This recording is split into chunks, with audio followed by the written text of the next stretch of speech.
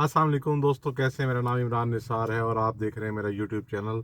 आपसे बड़े दिनों बाद मुलाकात हो रही है। उसकी ऑब्वियस रीज़न ये है कि आपको पता है कि मैं प्रोफेशनली एक ऑर्गेनाइजेशन के साथ इंगेज हूँ, तो जॉब के सिलसिले में काफ़ी मसरूफियत रहती है। मैंने बड़ी कोशिश की कि रेगुलर आपके साथ टच में रहूँ, लेकिन नहीं मुलाकात हो पाती। तो आज मैं एक टूर पे आया हुआ था, थोड़ा टाइम मिला। तो आजकल एक बड़ा हॉट इशू है कोरोना।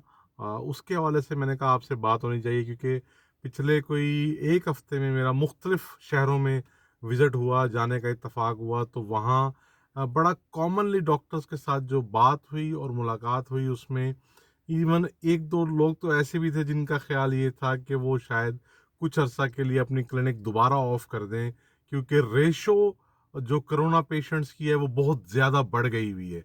और आई डोंट नो गवर्नमेंट के नंबर्स उससे मैच कर रहे हैं नहीं कर रहे, क्योंकि मैं सिर्फ अगर आपको निश्तर की मिसाल दूं तो जब कोरोना अपने पीक पे था तो 170 पेशेंट्स के करीब पेशेंट जो है ना वो एडमिट रहे हैं निश्तर के अंदर।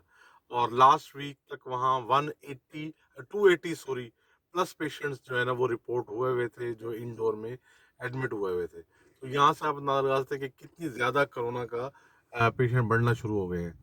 तो अच्छा, आपसे बात करने का मकसद ये है कि इससे बचाव का क्या तरीका है। एक ही तरीका है ऑब्वियसली, वैक्सीन वैक्सीन और वैक्सीन। अच्छा, वैक्सीन के हवाले से काफ़ी लोग परेशान हैं। इतनी ज़्यादा दुनिया ने लगवा ली है, पाकिस्तान में भी तकरीबन 11 करोड़ लोग एलिजिबल हैं जो वैक्सीन लगवाने के एज में फॉल करते हैं। और उसमें से भी तकरीबन 6 करोड़ लोगों ने तकरीबन नज़दीक नज़दीक ने लगवा ली है पहली या फुल डोज। तो उसके बावजूद भी इसमें इबाहम पैदा किए जाते हैं। बहुत सारे लोगों को वैक्सीन लगवाने के 6 महीने बाद भी वैसे ही कोई मर्ज हो जाए तो उनका ख्याल ये होता है कि यार ये पता नहीं वैक्सीन लगवाने से तो नहीं हो गया। और भाई ऐसी बात नहीं है। देखें, कोई भी दवा आप जब खाते हैं तो उसका एक इम्पैक्ट होता है, एक एक इफेक्ट होता है, एक साइड इफेक्ट होता है। मिसाल के तौर पर मुझे अगर बुखार होगा तो मैं 2 गोलियां पैनाडॉल की खाऊंगा, तो मैं उसका इफेक्ट कैसे मॉनिटर करूंगा? उसका इफेक्ट ऐसे मॉनिटर करूंगा कि मेरा बुखार उतर जाएगा तो मैं कहूंगा यार दवा इफेक्टिव थी, उसने मेरा बुखार उतार दिया है। ठीक है? तो अगर आपको कोई ये दवा खाने से कोई थोड़े से साइड इफ़ेक्ट आ जाते हैं या कोई मसला हो जाता है, इससे घबराना नहीं है कि अल्लाह ना करे कोई वैक्सीन ख़राब है। भाई ये आपको प्रोटेक्ट करने के लिए है। आपको अगर बुखार आ भी गया है, हम जब बच्चों को भी हिफाज़ती टीके लगवाते हैं तो आपको याद हो कि उनके साथ भी पेरेंट्स को कह दिया जाता है कि अगर बच्चे को बुखार हो, तो साथ में ये पैनाडॉल का सिरप या ड्रॉप्स पिला दें, क्योंकि वैक्सीन लगवाने से ये इम्पैक्ट आता है। इससे आपने घबराना नहीं है। अब रह गई वैक्सीन की किस्में, तो साइनोवैक हमारे यहाँ बड़ी ज़्यादा फ्रीक्वेंटली यूज्ड वैक्सीन है।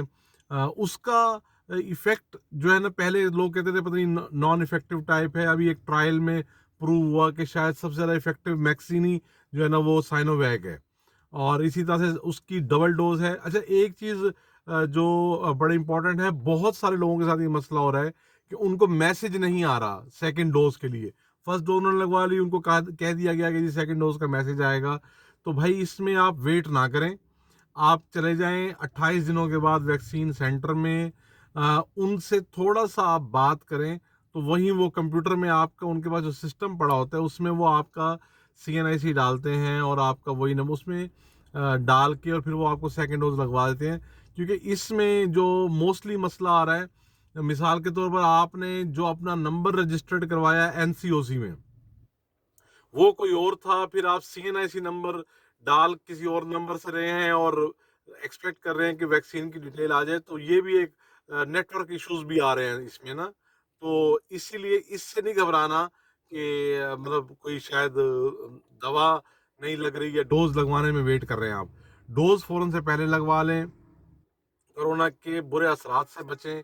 जितना अल्लाह रहम करे इस टाइम इसका इम्पैक्ट आ रहा है, उससे आप अपने आप को बचाएं, अपनी फैमिली को बचाएं, क्योंकि खुदा ना खास्ता एक बंदा इफेक्ट होता है तो उससे पूरी फैमिली इफेक्ट होती है और माशरे में वो वायरस फैलाने का बायस बनता है। साइनोफॉर्म है, ये डबल डोज है। उसके बाद अब एक इशू नया चल पड़ा है कि जी पता नहीं गवर्नमेंट 1200 रुपये लेने जा रही है बूस्टर डोज के लिए। तो भाई बूस्टर डोज मोस्टली वो लोग लगवाते हैं जिन्होंने बाहर जाना होता है, जिनको ऑलरेडी वैक्सीन कोई 2 लग चुकी हैं डोज, उन्होंने बाहर जाना है और उनकी रिक्वायरमेंट उस मुल्क की ये है कि जी फलां वैक्सीन लगवा के आए, तो उसकी वो बूस्टर डोज लगवा लें। या फिर जो लोग मेडिकल के डिपार्टमेंट से एफिलेटेड हैं, जिनका पेशेंट्स के साथ इंटरेक्शन होता है, हॉस्पिटल्स में आना जाना होता है, उनके लिए ये भी होता है, रिकमेंडेशन है कि वो 6 महीने बाद अपना बूस्टर डोज लगवा लें। तो अब ऑब्वियसली गवर्नमेंट ने आपको वैक्सीनेट कर दिया सिंगल डोज वैक्सीनेशन से या डबल डोज वैक्सीनेशन वाली जो आपने लगवा ली। तो अब आप अगर अपनी ही प्रोटेक्शन चाहते हैं तो शायद 1200 रुपये कोई बहुत बड़ी कॉस्ट नहीं है और इसमें कोई प्रॉफिट नहीं कमाया जा रहा है। ये landing cost of the vaccine है जो आपसे ली जा रही है, जो आप भर दें और अपने आप को प्रोटेक्ट करें। तो ये कुछ बातें थी, मैंने कहा आपसे बात करनी चाहिए। वैक्सीन के हवाले से काफ़ी बहाम है, परेशान नहीं होना। बुखार होता है तो 2 गोलियां पैनाडोल खा लें। असल में बुखार होने का मतलब भी ये है कि आपके ऊपर दवा ने असर किया है, आपके ऊपर इफ़ेक्ट किया है उस वैक्सीन ने। तो वो आपके वायरस को आइंदा के लिए आपको आपकी इम्यूनिटी को बेहतर कर रही है, आपके एंटीबॉडीज़ को डेवलप कर रही है। तो ये बॉडी के अंदर जो चेंज आ रहा है, ये तो इफ़ेक्टिव, ये तो पॉजिटिव सोचना चाहिए कि यार ये दवा इफेक्ट कर रही है मेरे ऊपर। तो आप उसको नेगेटिव लेके और मशहूर कर देते हैं कि पता नहीं वैक्सीन करवाई तो उससे बुखार हो गया और कुछ हो गया, अल्लाह रहम करे। ये कुछ भी नहीं हो रहा भाई। बाकी जो रूटीन की बीमारियां हैं वो अल्लाह ना करे, अल्लाह सबको बचाए रखे। वो रूटीन की बीमारियां, कोरोना की वैक्सीन लगवाने की वजह से कोई ऐसी बीमारी हो जाना या कुछ हो जाना, ऐसा कुछ भी नहीं है। अब तक कोई दुनिया में प्रूव नहीं हुआ। दुनिया भर में तकरीबन कोई 4 अरब के करीब, 3 अरब या 4 अरब, डोंट नो एग्जैक्ट नंबर, लेकिन इतने लोगों ने वैक्सीन लगवा चुके हैं और अब तक कोई सिंगल रिपोर्टेड डेथ नहीं है जिसकी वजह वैक्सीन हो, जबकि उसकी निस्बत लाखों लोग कोरोना की वजह से मर चुके हैं।